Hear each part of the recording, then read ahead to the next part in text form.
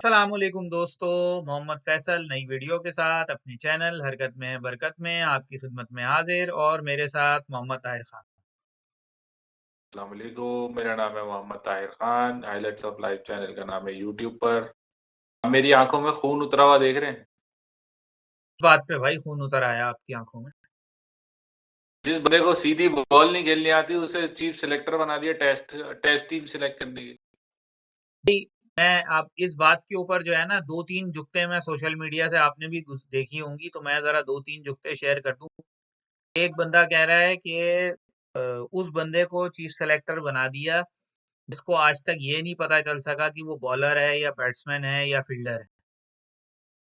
फिर वो कह रहे हैं कि एक बंदे ने जो है वो एक जगह बुजुर्गों की जो है महफिल लगी हुई थी, तो एक बुजुर्ग कहने लगे कि शाहिद आफरीदी जो है ना बैट्समैन है, दूसरा बुजुर्ग कहने लगा कि शाहिद आफरीदी बॉलर है, तीसरा बुजुर्ग कहने लगा कि शाहिद आफरीदी फील्डर है, चौथा बुजुर्ग जो तपा बैठा था वो कहने लगा कि शाहिद आफरीदी और मेरा घोड़ा दोनों एक जैसे हैं, ना ये किसी काम का है ना वो किसी काम का है।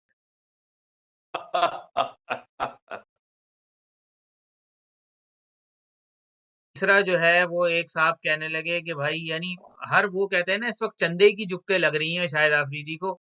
एक बंदा कहने लगा कि अब तक जो बंदा अंडों का कारो पूरी दुनिया में कह रहे मुर्गियां अंडे देती हैं, हमारे यहाँ शायद आफरीदी अंडे दिया करता था।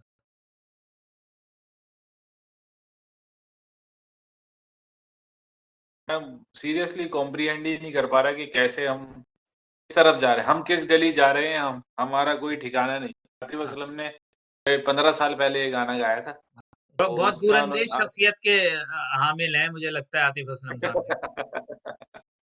भी। मैं तो कोट करने वाला था कि आतिफ असलम ने फरमाया है, शेर जैसे नहीं लिखते आप, हम किसका लिखा अपना कोई ठिकाना नहीं। अच्छा मौज जर्री हैं आतिफ असलम का ये। ये वाली बातें तो ऑब्वियसली हम तो बिल्कुल बिल्कुल ही मतलब चले आखिरी दर्जे के। हमें तो क्रिकेट का पता भी नहीं था। ये तो हमें शाहिद अफरीदी को देख के पता चला कि घटिया और घटिया तरीन में फर्क कितना हो। अच्छा चले एक काम करते हैं ना, इस तरह तो वो आप कहते हैं कि कोई डायरेक्शन नहीं रहेगी। हम अपने जो तीन टॉपिक हैं वो पहले शेयर करते हैं, फिर उसके बाद वन बाय वन तीनों को डिस्कस करेंगे। कोशिश करेंगे वीडियो बहुत ज्यादा लंबी ना हो, लंबी तो होगी तो तीन टॉपिक है।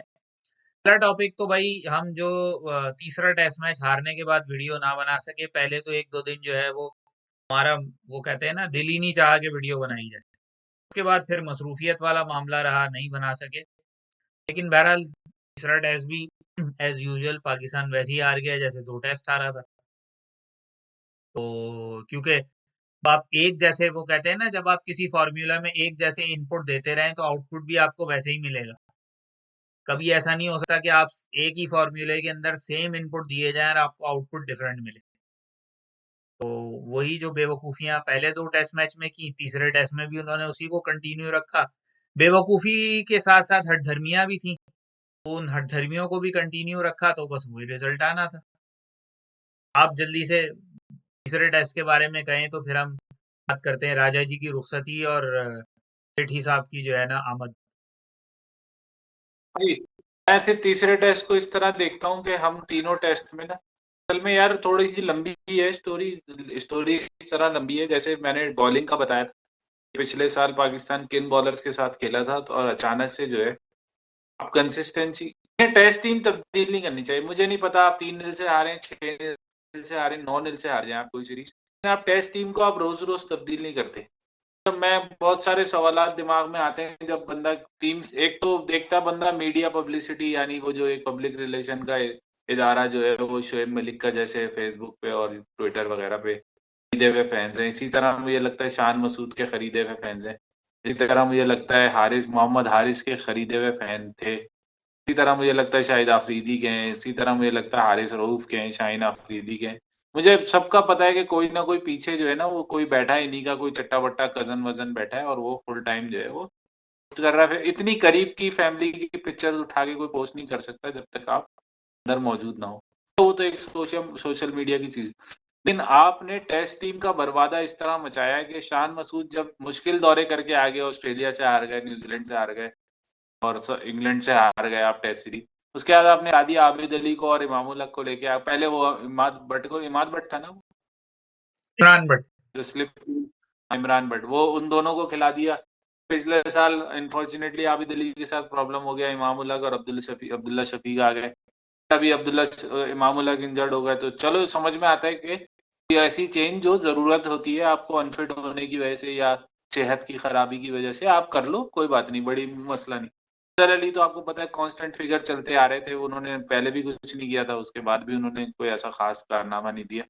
लेकिन पर ने जो ये फैसले किए ना पिछले श्रीलंका के 2 टेस्ट मैचेस में, दूसरे टेस्ट मैच में तीसरे आने पे, यहाँ भी दूसरे टेस्ट मैच में तीसरे नंबर पे आने में, ये जो टीम को खुद, मतलब एक होता है ना कि आपको सामने वाला हारे, और एक होता है आप खुद हारने के लिए तैयार बैठे हो, आओ मेरा सर फोड़ दो, वाला सीन था। तीसरे टेस्ट मैच की शिकस्त इतनी मुझे बुरी नहीं लगी, क्योंकि हम तीसरे टेस्ट मैच में तो मैच में ही नहीं थे, समझ लें।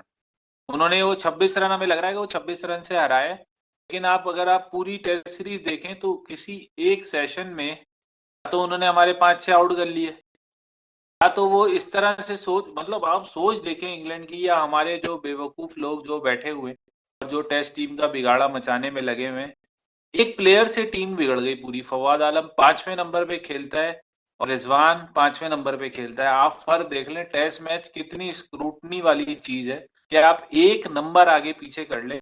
आपको पता है एक जमाने तक रूड बोलता रहा मैं नंबर 3 पे नहीं खेलूंगा, नंबर 4 पे खेलूंगा टेस्ट। तो भाई ये लोग टेस्ट को सीरियस लेते हैं, उस हिसाब से अपने आप को प्रिपेयर करते हैं। कोई भी बैट्समैन होगा ना, या कोई भी ऐसा प्रोफेशनल होगा, और उसको बोले यार कल टेस्ट मैच है, आ जाओ खेल लो। राशिद लतीफ का वाकया आपको याद होगा, 96 में ऑस्ट्रेलिया में तीसरा टेस्ट, उसको कहा था खेल लो, उसने कहा भाई क्यों खेल लूं, जो सुबह में बता रहे हो, एक दिन पहले तो बताते मैं थोड़ी सी अपनी ग्राउंड फील्डिंग करता, कुछ मतलब सिनेरियो में आता टेस्ट मैच के, ऐसी मुंह उठा के टेस्ट तो नहीं खेल सकता।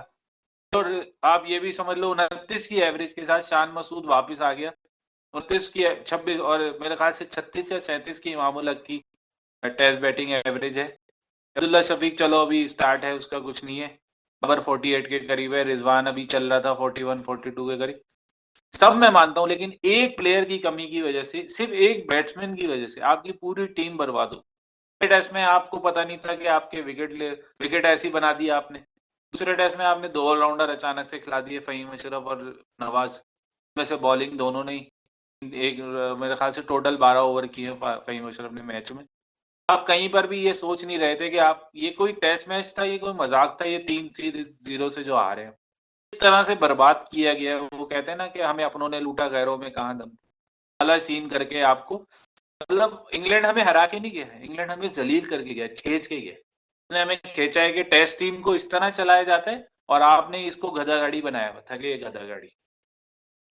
जी यहीं तक रखते हैं इसको, दूसरे पॉइंट पर आते हैं। राजा जी की रुखसती और इनएविटेबल था। सेठी साहब की आमद। मैं इससे पहले कि इन दोनों की बात करूं, इंजामुल हक अफगान टीम के बैटिंग कोच थे, हमारे आके वो सिलेक्टर बन गए थे। मोहम्मद वसीम डोमेस्टिक में जो है वो टीम के साथ चल रहे थे, यानी कोचिंग उसमें हमारे यहाँ सिलेक्टर बन गए थे आके। अब्दुल रजाक नॉर्दर्न के साथ थे कोचिंग सेट में, यहाँ पे आके वो फिर सिलेक्टर बन गए। शाहिद अफरीदी पहले भी कुछ नहीं करते थे, जब खेलते थे जब भी कुछ नहीं करते थे, जब उसके बाद खेलने के बाद उन्होंने जब हमारी टीम को बर्बादी की पोजीशन पड़ा, जब भी कुछ नहीं किया था। उसके बाद भी पिछले 5 साल से वो कुछ नहीं कर रहे थे, सिवाय एक मखसूस तबके के आगे पीछे, अब वो भी सिलेक्टर बन गए। तो जाएगा भाई, सर मारे तो मारेगा। बहरहाल इस तरह की बातें तो जो है वो होती रहेंगी, लेकिन मैं ये चाह रहा हूँ कि हम जरा थोड़ा कंपेयर करें कि बिल्कुल एक आप कह लें अनबायस्ड किस्म का कंपैरिजन करें रमीज राजा और नजम सेठी के दरमियान। रिगार्डलेस के दोनों की फेथफुलनेस किस तरफ है, दोनों का जो है क्या एफिलिएशंस हैं, हम बात करते हैं दोनों के पॉजिटिव्स के ऊपर और दोनों के नेगेटिव्स के ऊपर। पहले हम बात कर लेते हैं रमीज राजा की जी जी पॉजिटिव्स और बिल्कुल। नेगेटिव्स। पॉजिटिव नेगेटिव दोनों एक साथ ही चलेंगे, जो जो बात जहन में आती जाएगी वो हम करते जाएंगे।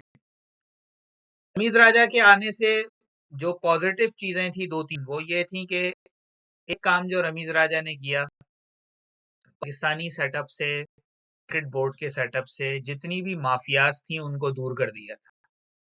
वकील शेख, हारून रशीद टाइप की जो माफियाज थी वो क्रिकेट बोर्ड से दूर हो गई थी, और जितने डूबियस किस्म के कैरेक्टर वाले प्लेयर थे वो क्रिकेट टीम से दूर हो गए थे। मैं ये नहीं कह रहा जितने दूर थे वो सारे डूबियस थे, जितने डूबियस थे वो दूर हो गए थे, कि तो बाकियों के साथ तो ज्यादती की गई। ठीक है, जी, अभी मैं पॉजिटिव्स बता रहा हूँ इसलिए बाकी बात मैं नहीं कर रहा, जब मैं नेगेटिव्स बताऊंगा तो फिर उसमें उनको हम डिस्कस करेंगे। तीसरी चीज जो थी कि रमीज राजा मॉरली और फाइनेंशियली करप्ट आदमी नहीं था। हाँ, अच्छा। रेसिस्ट, बहुत बड़े रेसिस्ट थे। एक मखसूस तबके की तरफ उनका रुझान था और एक मखसूस सूबे की तरफ उनका मामला था, रेसिस्ट थे, उनके नेगेटिव में जाता है। और जो पॉजिटिव चीज थी उनके टेन्योर की, कि बहुत सारे प्रोजेक्ट्स ऐसे शुरू किए उन्होंने जो आमतौर पर आउट ऑफ द बॉक्स सोचने वाली बात होती है, जो हमारे यहाँ लोग इतना रिस्क नहीं लेते। जैसे जूनियर प्रीमियर लीग और इसी तरह जो है विमेन लीग कराने का भी उनका प्लान था। उसके अलावा जो बिजनेसेस हैं उनके साथ कमर्शियल पार्टनरशिप और कुछ चीजें ऐसी की, मिसाल के तौर पे जैसे पाकिस्तान का जो 2021 का जो क्रिकेट T20 वर्ल्ड कप था, उसमें जो बैटिंग और बॉलिंग कंसल्टेंट हायर किए थे उनकी पेमेंट बैंक के थ्रू कर, ये सारी चीजें जो है ये पॉजिटिव्स में थी। दूसरा, कुछ पॉजिटिव्स जो थे वो हमें नजर नहीं आते, क्योंकि हमारा मीडिया तो पिछले 3 साल 3.5 साल जो है वो सिर्फ इस बात पे रोता रहता था कि प्राइम मिनिस्टर ने छींक मार दी, प्राइम मिनिस्टर ने ये कर दिया, प्राइम मिनिस्टर ने वो कर दिया, प्राइम मिनिस्टर ने उसको ओए कह दिया और ये कह दिया। इसलिए वो कोई पॉजिटिव बात बताते ही नहीं थे। पॉजिटिव बातें मुझे रिसर्च करने पे पता चली वो ये थी कि एक प्रॉपर डोमेस्टिक के हवाले से स्ट्रक्चर बन रहा था। बहुत तनकीद थी कि भाई डिपार्टमेंटल टीमें खत्म की गई, लेकिन उसका जो हम्म। अल्टरनेट स्ट्रक्चर बन रहा था वो डेवलप हो रहा था। और बहुत सारे वो लोग जो हम अमूमन इंडिया की एग्जांपल देते हैं कि इंडिया में कोई भी रिटायर्ड क्रिकेटर या फर्स्ट क्लास क्रिकेटर या बहुत थोड़ी इंटरनेशनल क्रिकेट खेला हुआ क्रिकेटर बेरोजगार नहीं रहता, कहीं ना कहीं खप जाता है।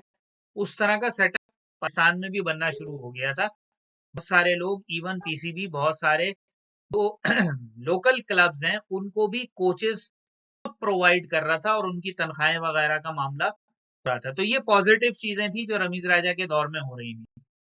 नेगेटिव चीजें क्या थी रमीज राजा के दौर में, कि जी डिक्टेटर टाइप आदमी थे वो, किसी किस्म की अथॉरिटी डेलीगेट करने पे वो बिलीव नहीं करते थे, वो कहते थे। और खुद पसंद, बड़े बदतमीज टाइप के आदमी भी थे, कई दफा सहाफियों के साथ भी उन्होंने बहुत बदतमीजी से पेश आए। और इसके अलावा जो कई प्लेयर्स के बारे में जो उनकी बायसनेस थी वो खुल के सामने आई।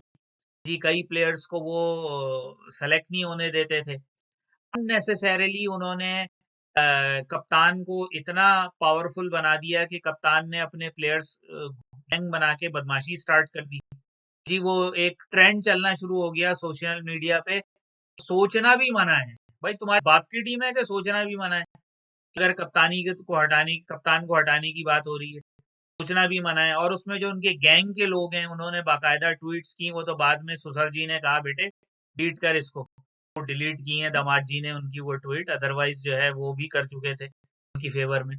तो इस तरह का जो माहौल क्रिएट किया रमीज राजा ने, कि अपने दौर में बहुत सारे जो निठल्ले नाकाम प्लेयर थे, दिल शाह टाइप के जो लोग थे, उनको मुसलसल टीम के साथ कैरी किया जा रहा था। बहुत सारे जो डिजर्विंग प्लेयर्स थे उनको रेगुलर बेसिस पे नजरअंदाज किया जा रहा था। और टीम के अंदर दोस्ती यारी और बदमाशी वाला मामला जो है वो चल रहा था। ये सारी पॉजिटिव और नेगेटिव रमीज राजा के हवाले से हो गए। आप कुछ ऐड करना चाहें तो कहीं, फिर मैं नजम सेठी के हवाले से बताऊंगा। ये रमीज राजा के हिसाब से तो मैं समझता हूँ कि बहुत से लोग जो है ना बस होता है ना कि आपकी एक हद होती है उसके ऊपर वो कमेंट्री बॉक्स में ही बस सचते हैं, वहीं पे वो जितनी अकरबा परवरी कर सकते हैं वो कर ले रहे थे, कर चुके थे। और अब मुझे लगता है back to the commentary box ही होंगे वो, इससे ज्यादा उनका मतलब एक क्रिकेटिंग पॉइंट ऑफ व्यू से भी अगर आप देखें तो 59 मैचों में 2 सेंचुरियां थी उनकी टोटल, 10 या पता नहीं 18 सेंचुरियां थी। इतना एक्स्ट्रॉर्डिनरी क्रिकेटर भी नहीं था। हमारे यहाँ वही बात है ना, रॉन्ग प्लेस और right man, right place wrong man वाली सिचुएशन में मैं अभी तक हमें ये नहीं पता चल रहा कौन सा बंदा मोहम्मद यूसुफ को इंटरनेशनल टीम के साथ होना चाहिए हमारी, या मोहम्मद यूसुफ को नेशनल टीम के साथ नहीं होना चाहिए, डोमेस्टिक के किसी पोर्शन में उनको खपाया जाए। थोड़ा सा एक मैन मैनेजमेंट वाला बंदा है, वो आए इंटरनेशनल यानी जो नेशनल टीम है उसको देखने के लिए। हमारे पास ये बड़ी गलतियां हैं। रमीज राजा उसी गलती का एक समझ लें कि एक कड़ी थी कि मैंने अभी स्टार्ट में कहा था ना, इंतजामुल हक वहाँ कोच थे और बन गए वो हमारे सिलेक्टर। तो इस तरह की गलतियां करते रहेंगे, सीखेंगे कुछ नहीं, वहीं का वहीं। नजम सेठी आ गए तो वो भी कौन सा बैकग्राउंड है उनका, पिछली दफा अगर उन्होंने पीएसएल लेके आ गए थे तो पीएसएल में ऑलरेडी पहले से पाइपलाइन में इतना पैसा था, उन्होंने तो सिर्फ आगे का ढक्कन खोला पे पीएसएल, ढक्कन खोलने से अचानक से सारा पैसा। अब आपको लगता है कि यार ब्रांडिंग हो रही है, पैसे आ रहे हैं, ये वो सब इसीलिए आ रहे हैं। हर कोई अच्छा, किसी भी को अगर आपने किसी जगह पर एडवर्टाइजमेंट किसी चीज की करनी है, वो करोड़ों में होगी, तो हो सकता है वो 50 करोड़ से ऊपर चली जाए। अगर आपको फ्रेंचाइज को करनी है तो फ्रेंचाइज में आप देखें, अगर 5 लाख या 10 लाख से भी ब्रांडिंग हो रही है तो लोग कर रहे हैं, बस छोटी इन्वेस्टमेंट है। इतना कोई बड़ा मसला नहीं है पीएसएल में पैसा लेकर आना या किसी भी फ्रेंचाइज लीग में पैसा लेके आना, इतना बड़ा मसला नहीं है। आप बिजनेस मॉड्यूल दें, लोग पैसा इन्वेस्ट करने की। वैसे भी आपको पता है, इंडिया देख लें आप, छोटी इन्वेस्टमेंट से कहाँ तक पहुंच गए। जो है वो जेपी सीमेंट और पता नहीं कौन कौन से सीमेंट का आईपीएल हो जाता है। ये तो अब आके, पहले पेप्सी आईपीएल हो रहा था, अब टाटा आईपीएल। चलो टाटा तो एक बड़ी कंपनी, ये इस तरह से चलना चाहिए। खैर ये एक बिल्कुल वो है अलग चीज। सेठी साहब जो है ना, जो आपको पता ही, जो पिछला होता है ना, वो उससे बदतर अगला होता है। बस आप उस पॉइंट ऑफ व्यू से सोचो। अब मैं वो तो असल पिछले में 5 किसी भी उसके हवाले से जो है वो बायस वाला मामला मैं नहीं कर रहा। मैं तो जो पॉजिटिव्स और नेगेटिव्स हैं दोनों के वो मैं बता रहा हूँ। रमीज राजा को हम डिस्कस कर चुके, और अब सेठी साहब के हवाले से जो बात है वो ये है कि भाई जब ये पहले चेयरमैन बने थे तो हमें सबसे ज्यादा इस बात के ऊपर इख्तिलाफ था कि एक सहाफी को उठा के आपने चेयरमैन बना दिया। तो लेकिन बहरहाल वो कुछ उन्होंने अपने दौर में किया।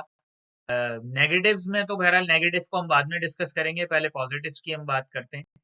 जो एक उनका काम करने का स्टाइल है वो मुझे ये लगता है, आई फील, अच्छी बात है हमने डायरेक्ट तो इंटरेक्शन नहीं है, लेकिन जो रिजल्ट सामने आते हैं उससे अंदाजा ये होता है कि उनका एक स्टाइल है अथॉरिटीज को डेलीगेट करने का। फिर जिस तरह सिलेक्शन कमेटी को अगर एक उन्होंने टास्क दे दिया है तो उसके बाद जो है वो जितने भी टेक्निकल एस्पेक्ट्स हैं वो जिम्मेदारी है सिलेक्शन कमेटी के, और वो उनको दे के और उनके ऊपर छोड़ देते हैं कि भाई अब आपने ये डिसीजन करने हैं। और जो बेसिकली एक चेयरमैन का काम होता है कि भाई स्ट्रेटेजिक डिसीजन मेकिंग करे, नए एवेन्यूज ओपन करे और नए वेंचर्स करे, नए प्रोजेक्ट्स लेके आए, अच्छा कैसे बनाना है उन सारी चीजों के अंदर इन्वॉल्व हो। उस हवाले से मुझे लगता है कि सेठी साहब भी जो है वो काफी तजर्बेकार हैं इस मामले में। हालांकि रमीज राजा ने इस मामले में बहुत अच्छा काम किया, बहुत सारे एवेन्यूज, नए एवेन्यूज ओपन किए, बहुत सारे यार स्ट्रेटेजिक आप, पार्टनरशिप वाले काम किए। लेकिन हाँ जी, ये भी इस हवाले से वो हैं और लेकिन आप जहां ये तक रहा, अगर क्रिकेट टीम की अचीवमेंट्स की बात करें ना, अनफॉर्चुनेटली रमीज राजा के दौर में क्रिकेट टीम की एक अचीवमेंट थी, वो ये थी कि पाकिस्तान ने इंडिया को कई बार हराया।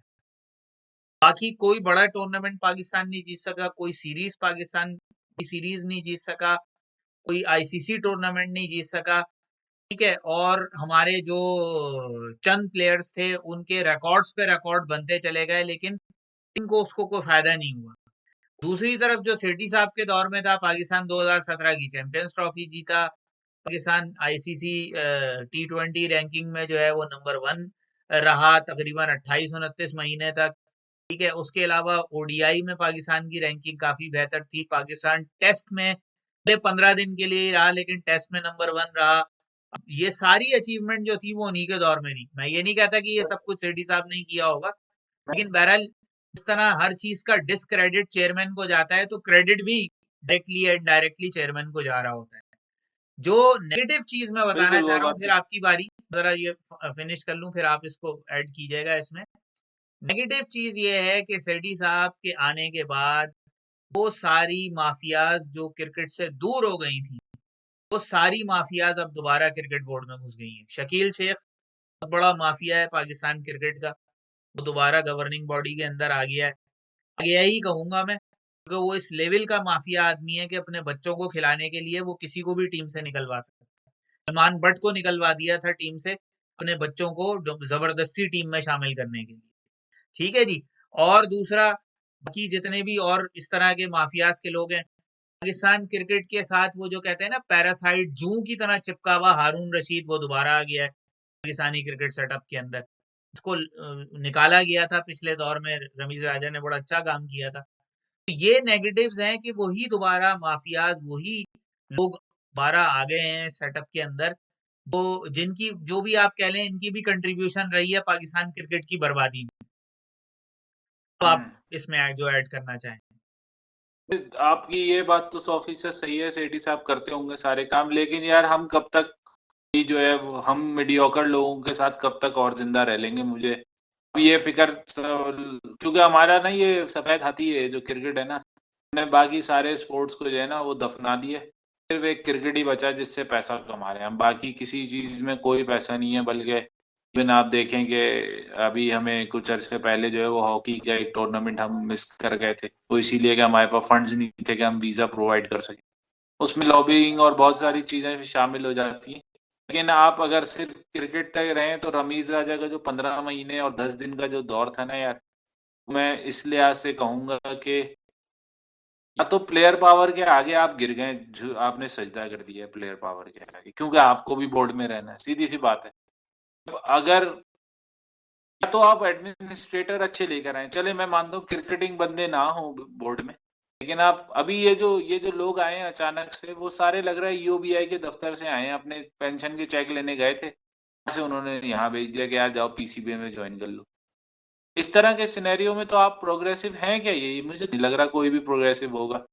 वो ये सोचेगा कि यार ये है लॉटरी, पीसीबी की जो नौकरी है ना वो है लॉटरी। एक तो आप बैरूना मुल्क जाएंगे, आपको पता नहीं, टीम के साथ चले गए, किसी को कोई वो नहीं, सवाल नहीं कर सकता। फिर बैकग्राउंड में पीछे जाके आप वहाँ टीम के में जैसे इंजमाम उल हक जो है वो ग्राउंड में मैच मतलब प्लेइंग सिलेक्शन तो अपनी जगह 2019 के वर्ल्ड कप में वो पिच देखने के लिए सरफराज और मिक्की आर्चर के साथ खड़े हुए कि वो चीफ सिलेक्टर थे। नहीं, अपने रिसोर्सेज का गलत इस्तेमाल करना, बिना वजह माहौल खराब करना, टीम का जाके अपना जो घटिया एक्सपीरियंस है वो जाके शेयर करना। आपका या तो क्रिकेटिंग, या तो आप बिल्कुल इस तरह हो कि आपने कोई अचीवमेंट की हुई इमरान खान की तरह, तो आप इन्फ्लुएंस करते हुए कुछ बाते हुए कुछ अच्छे भी लगो। शेट्टी साहब सही है भाई, उन्होंने अच्छा ये सारे वो लोग हैं जो बिहाइंड द कैमरा जाने से डरते हैं, यानी ग्राउंड लेवल पे काम करने से डरेंगे। कैमरे के सामने रमीज भी रहते थे, कैमरे के सामने नजम सेठी भी रहेंगे। शाहिद अफरीदी की बात अगर मैं कर लूं तो बुरा तो नहीं मानेंगे, क्योंकि आपके फेवरेट तरीन क्रिकेटर्स में से रहा है वो, और उसने तेज तरीन सेंचुरी भी बनाई थी जो इतना 20 साल बुरा तक वक्त हमें नहीं आया भाई कि शाहिद आफरीदी मेरा फेवरेट रहे। 10 साल वो बैट्समैन रहे, 10 साल वो बॉलर रहे, और उसमें बीच में कहीं उन्होंने कप्तानी भी की। ये होता है ना कि आप जब सोच रहे हो कि मोहम्मद वसीम घटिया था, तो आपको शाहिद अफरीदी देखने के लगेगा कि वो घटिया था तो ये घटिया तरीन है, आपको फर्क करने में आसानी हो जाए। आपको बहुत बुरा होने वाला है, पाकिस्तान 2-0 से सीरीज नहीं हारेगा, 4-0 से सीरीज हारेगा न्यूजीलैंड से। यानी एक टेस्ट 2 दफा हारेगा। एक टेस्ट 2 दफा हारेंगे, प्लानिंग से भी हारेंगे, और वो भी मुझे लगता है ये मुकाबला तो करेंगे, क्योंकि इंग्लैंड ने ना इनको ख्वाबे जो वो होता है ना, कौन सी होती है ख्वाबे गफलत। गफलत से ना, से जगा दिया है कि आप हम खेलने आए थे, आपको खिला के चले गए। इंग्लैंड ये करके गया वहां। चले ये तो हो गया, अब ये बताएं कल की प्लेइंग 11 अब तक अनाउंस तो नहीं हुई है। मैं समझ गया आपकी खुशी की वजह क्या है, मेरी भी खुशी की वजह यही है।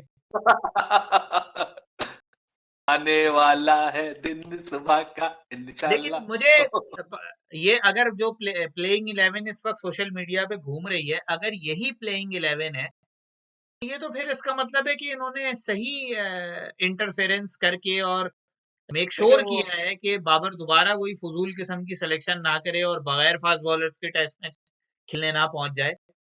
तो अगर एक फॉर बंदा एग्जांपल मीर हमजा रूट या मीर हमजा शाहनवाज दहानी दोनों टेस्ट मैच खेलते हैं, और आप जो है वो दो स्पिनर्स के साथ जैसे अबरार अहमद और नुमान अली के साथ जाते हैं, और तीसरा अगर आप ऑलराउंडर नवाज खिला लेते हैं, और 5 बैट्समैन आपके पास जैसे अब्दुल्ला शफीक है और शान मसूद है और बाबर है और सऊद शकील है और सलमान अली आगा को खिलाए जा रहे हैं, तो और साथ में जो है वो अगर हमारे सैफी भाई की वापसी हो जाती है, फिर मेरा ख्याल है काफी फॉर्मिडेबल बैटिंग जो है वो आपकी लाइनअप है। भाई 6 बैट्समैन खिलाएं, 5 बॉलर खिला दें, खत्म।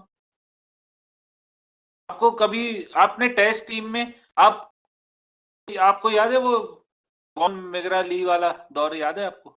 आपको 11, मुझे पता, मतलब मुझे तो चलो क्रिकेट देखिए, आप किसी से चलते फिरते पूछोगे तो उनकी 11 टेड ली 2 साल तक पानी नहीं, 2 नहीं 5 साल तक पानी पिलाता रहा 12वें नंबर। हाँ, क्योंकि कास्प्रोविच, गिलेस्पी और मैग्राव खेलते थे। अच्छा, दूसरी चीज जो मैं शायद भूल जाता हूँ हर वीडियो में, कि आप ना ये नहीं सोचते कि आप किसके खिलाफ खेल रहे हो, आप ये सोचते आप कहाँ खेल रहे हो। इंग्लैंड के खिलाफ हम पाकिस्तान में खेल रहे थे, तो हमें कोशिश ये करनी चाहिए थी, वही बातें तो गुजर गई, लेकिन न्यूजीलैंड के खिलाफ हम ये सोचे हम पाकिस्तान में खेल रहे हैं, हमें फ्रंट फुट के बैट्समैन नहीं चाहिए, हमें बैक फुट के बैट्समैन नहीं चाहिए। कोई भी टीम में हमारे 11 में कोई एक फाइटर नहीं था। रिजवान को ये फाइटर कहते हैं, रिजवान सिर्फ T20 में फाइटर है। भी उसने ऑस्ट्रेलिया के खिलाफ खेला, उसके बाद आप स्कोर उसके अगर देख लें, आपको यकीन आ जाएगा कि किस तरह से परफॉर्मेंस नीचे जा रही है। फिर आप इंटरनेशनल में रह के ना आपका पता चल जाता है कि आप किस डायरेक्शन में रन बनाते हो। लोग प्लान करके आते हैं उस तरह से। न्यूजीलैंड से हमारा टेस्ट मैच है, मैं तो यही रेकमेंड करूंगा 6-5 का कॉम्बिनेशन खिलाएं, बैट्समैन खिलाएं, 5 बॉलर खिलाएं, 5 बॉलर जो है उनमें से 3 स्पिनर खिला दें, कोई जरूरत नहीं है कोई ऑलराउंडर खिलाने की, 3 स्पिनर खिला दें जो स्पिन बॉलिंग करना जानते हो। हमारी होम कंडीशन में हमें, आपको याद होगा इसको ये लोग चाचा चाचा कहते थे, मैं नाम भूल गया, सरफराज के दौर में लेफ्ट आर्म स्पिनर था वो जुल्फिकार बाबर। इमीडिएटली, जुल्फिकार बाबर। अगर देखें आप तो इस तरह के इंडिया ना बॉलर खिला देता है अपने मुल्क में टेस्ट मैच जीतने के। उनको ये नहीं नहीं तो होता कि ये उसकी रेपुटेशन है या वो कोई 5 करोड़ लिए उसने आईपीएल में, या भी हुआ है। आज इंडिया ने बहुत अच्छा टेस्ट मैच सुबह में जीता, पाकिस्तान के पास 8वें नंबर पे ऐसा टेस्ट मैच का बैट्समैन है, बैट्समैन का ऐसा बॉलर ही है स्पिनर जो कम से कम आके मैच 7 विकेट गिरने के बाद भी 70 रन की पार्टनरशिप बना के मैच जीत जाए। ऐसा है कोई भी नहीं है। हम कहीं पता नहीं किस दुनिया का सोच रहे हैं, हम वो प्लेयर खिलाएं जो खेलते आ रहे हैं, जरूरत नहीं है नए प्लेयर की, आपको चेंज करने की जरूरत ही नहीं। सऊद शकील के 2 साल जाया किए, 10 साल फवाद आलम के जाया किए, अब उसको 1-1.5 साल खिलाया, पिछले साल वो टीम ऑफ द ईयर में रहा, अब उसको अचानक से निकाल के सऊद शकील को लिया। अब हमें ये लग रहा है कि सऊद शकील के भी हमने 2 साल जाया कर उसके, यानी इस तरह से आपने टीम का कबाड़ा कर दिया, बिल्कुल कुछ समझ में नहीं आ रहा कहाँ जा रही है टीम। बाबर की कप्तानी में मैं फिर कहने जा रहा हूँ, पाकिस्तान कोई इंपॉर्टेंट चीज नहीं जीत, अगर हम एक टेस्ट जीत गया तो दूसरा हार जाएंगे न्यूजीलैंड। चलें, बहरहाल देखते हैं कि अब कल की बहरहाल जो हाँ डिसीजन जी, मेकिंग काफी होगी, हो गया, 30 मिनट हो गया। हाँ, कल की जो डिसीजन मेकिंग होगी उससे अंदाजा होगा कि सेटअप में तब्दीली हुई है उसका क्या असर है। अगर तो बाबर हाँ, ने उसी तरह की नहीं, फजूल सिलेक्शन वही की। वही बात है ना, अपना अपना उल्लू सीधा होगा, देखिएगा ये। अगर सरफराज और मीर हमजा और शाहनवाज खेले ना, तो इसका मतलब समझ लें कि जो है ना कान के नीचे रख दिया शायद, ऐसा ही होगा। ये क्या खिला रहे हो, ये खिलाओ। तो बहरहाल अब चूंकि कोई ऑफिशियल तो है नहीं, लिहाजा हम तस्दीक या तरदीद हाँ तो कर नहीं सकते। जो बहरहाल चीजें हमें पता चली हैं उसमें यही है कि इस बात के ऊपर वो चल रही थी डिबेट, शाहनवाज दहानी खेलेगा या हसन अली खेलेगा। आपको जरूरत नहीं है, बस 6 बैट्समैन खिलाओ, आपको जरूरत नहीं है हसन अली। आप थोड़ा सा फंसा के भी रखते हैं, बुलाया है इसका मतलब ये थोड़ी खिलाना जरूरी है। जब इतने प्लेयर जाया कर दिए तो एक आध प्लेयर को एक आध टेस्ट मैच ना खिलाओ, कोई मसला नहीं। हसन अली की तो वैसे भी 500 विकेटें उस दौर की हैं जब टीवी नहीं हुआ करता था। वो तो रोटी ग्रुप का मालिक है भाई, वो तो आते जाता है। चलो चले जी सर, बहरहाल बहुत है आज इसको के लिए, यहीं बहुत तक है, कल रखते हैं, देखते हैं। कल देखते हैं कि हाँ, क्या सूरत-ए-हाल बनती है टेस्ट मैच में, क्या होता है। बहरहाल हम अगर तो सैफी भाई कल टेस्ट मैच खेलते हैं कराची का, तो हम पेशगी उनको मुबारकबाद पेश करते हैं। अपना 50वां टेस्ट खेलेंगे, अपने होम टाउन में खेलेंगे पहला होम और हमारी पहला होम टेस्ट नेक खेलेंगे। हाँ, ख्वाहिशात उनके साथ हैं कि इंशाअल्लाह। अल्लाह उनको कामयाबी दे। लंबे चौड़े हाँ, रन करें, खूब सारे कैचेस पकड़ें और अपने तमाम नाक़िदीन का मुँह बंद कर दें। इंशाअल्लाह। जी, यहीं तक रखते हैं, फिर नई वीडियो के साथ हाज़िर होंगे, तब तक के लिए इजाज़त, अल्लाह